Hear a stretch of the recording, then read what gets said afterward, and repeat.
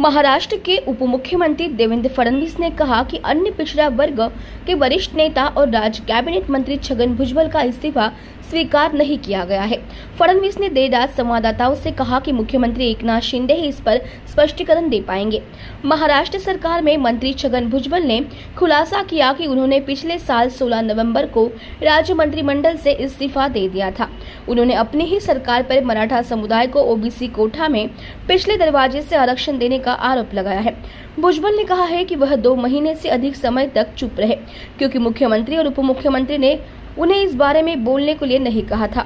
फडणवीस ने पत्रकारों से कहा कि मुख्यमंत्री इस पर स्पष्टीकरण दे पाएंगे, लेकिन मैं अभी केवल इतना ही कहना चाहता हूं कि भुजबल का इस्तीफा मैंने या मुख्यमंत्री जी ने स्वीकार नहीं किया है।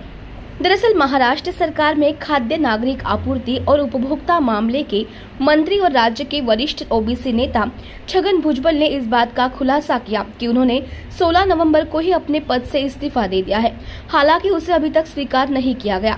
भुजबल ने दावा किया है कि मुख्यमंत्री एकनाथ शिंदे और डिप्टी सीएम देवेंद्र फडणवीस ने उन्हें इस मामले पर चुप रहने के लिए कहा। एनसीपी नेता ने मराठों को ओबीसी वर्ग से आरक्षण देने के विरोध में अपना इस्तीफा सीएम को सौंपा था। अहमदनगर में एक ओबीसी रैली को संबोधित करते हुए उन्होंने कहा कि वह इस्तीफा पर चुप है क्योंकि मुख्यमंत्री एकनाथ शिंदे और देवेंद्र फडणवीस ने उन्हें सार्वजनिक रूप से इस बारे में नहीं बोलने के लिए कहा था। राजीनामा नक्कीच कोणाकडे दिला होता, कधी दिला होता?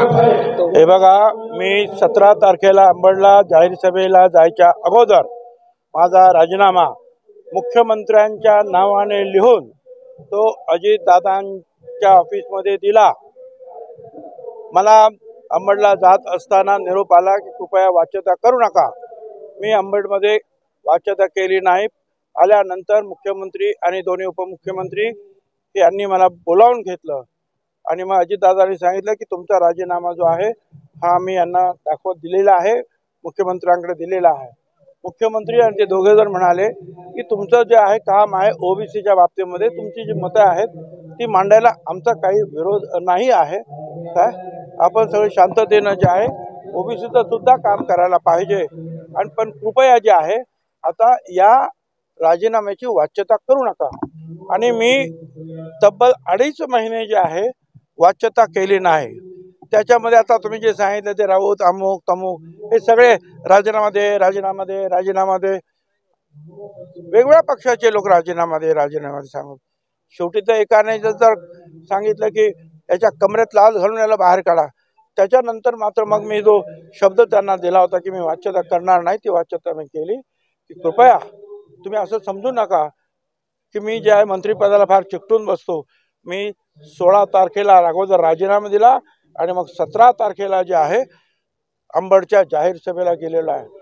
अर्थात आता हे जे आहे त्यांना बोलायला काय जाते, नाटक आहे अमुक आहे तमुक आहे, रोज त्यांना काय बोलायचं ते बोलू दे। परंतु आणि आज मी तुम्हाला सांगतो का ज्या वेळेला मी राजीनामा दिलाय तो जिवंत आहे, तो त्यांच्याकडे आहे। त्यांचे लोक म्हणतात तुम्ही आता संजय राऊत म्हणतात तर कदाचित ते मंजूर करतील, तुमचं ऐकतील ते। असं आहे ना की जोपर्यंत जो आहे हे संपत नाही म्हणजे राजीनामा मंजूर होत नाही तोपर्यंत तर मी मला काम करावंच लागेल ना।